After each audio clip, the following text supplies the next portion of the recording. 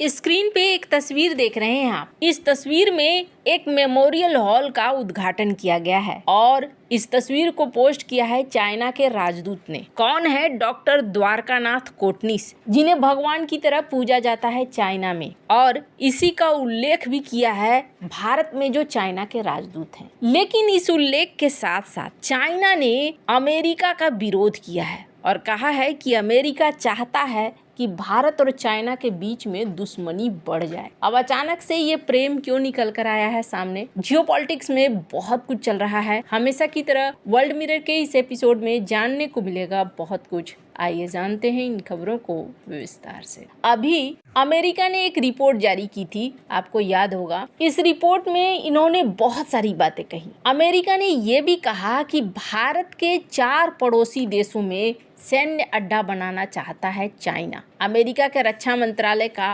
Pentagon हर साल इस report को तैयार करता है और इस रिपोर्ट में कहा कि पाकिस्तान के ग्वादर में नेवल बेस बना रहा है चाइना और अब बांग्लादेश में भी सैन्य ठिकाना बनाने पर विचार कर रहा है। लालमोहनी हाट की चर्चा इन्होंने की। अमेरिकी रिपोर्ट में ये भी कहा गया कि चाइना अलग से एक्टिव होकर ज्यादा से ज्यादा कई जगहों पर नौसैनिक और कई जगहों पर हवाई ताकत का प्रदर्शन भी कर रहा है। पाकिस्तान, श्रीलंका, बांग्लादेश के अलावे करीब 1 दर्जन ऐसे देश हैं जहां पर चाइना अपनी पहुंच बना रहा है। चीन ने अब तक पाकिस्तान को 20 J-10C विमान भी दिया है। पेंटागन ने ये भी कहा कि चीन अंगोला में Bangladesh, Myanmar, Cuba, Guinea, Indonesia, Kenya, Mozambique, Namibia, Nigeria, Pakistan, Papua New Guinea, Seychelles, Solomon द्वीप, Sri Lanka, Tajikistan, Thailand, UAE, Vanuatu में सैन्य सुविधा केंद्र बनाना चाहता है और मलक्का स्ट्रेट से लेकर स्ट्रेट ऑफ हॉर्मुज और भी कई इलाकों पर चाइना अपने आप को एक्टिव कर रहा है। इन्होंने कहा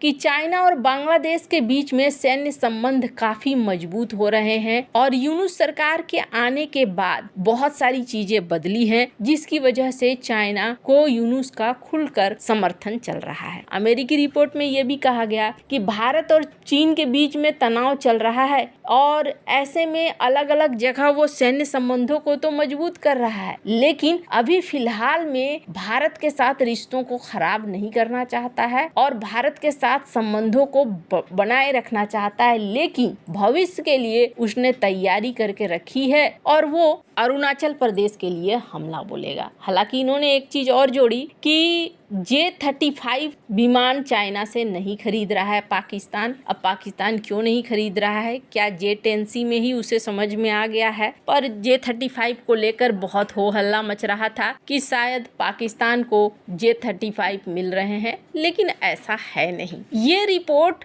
कल जोर शोर से पब्लिश होनी शुरू हुई। उसके बाद देखने को मिला कि एक ट्वीट आता है और इस ट्वीट में चाइना के राजदूत कोटनीस के मेमोरियल हॉल का ट्वीट करते हैं जहां उन्हें सम्मान दिया जा रहा है। कौन है ये? इनका नाम है डॉक्टर द्वारकानाथ कोटनीस। भारत में भी बहुत सारी सड़कें, बहुत सारे इलाके इनके नाम पर हैं, बहुत सारे स्मारक हैं, लेकिन चाइना में इन्हें एकदम भगवान की तरह पूजा जाता है। इसके पीछे कारण भी है। जब दूसरा विश्व युद्ध चल रहा था तब चाइना ने मदद मांगी थी और उस समय भारत की तरफ से 5 डॉक्टर गए थे चाइना। 5 में से 4 डॉक्टर तो वापस आ गए, लेकिन एक डॉक्टर वहीं रह गए। ये थे डॉक्टर द्वारकानाथ कोटनीस। जंग का माहौल था, बाकी डॉक्टर जंग के माहौल के बीच में वापस आ गए, लेकिन इन्होंने जंग में भी मदद करने की ठानी। बहुत सारे लोगों को, हजारों लोगों को, उस समय चाइना आज की तरह नहीं था, स्थिति उनकी बहुत ज्यादा खराब थी और दवाई और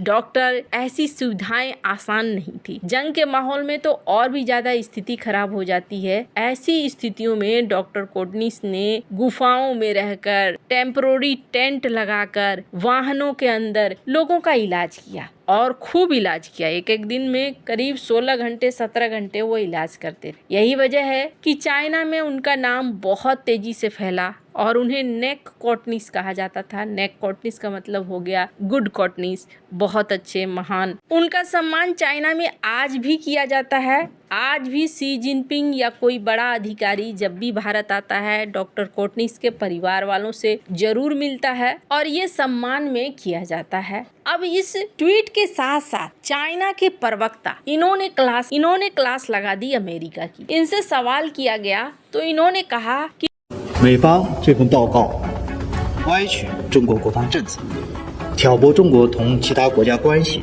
为维持自身的军事霸权寻找借口。中方对此坚决反对。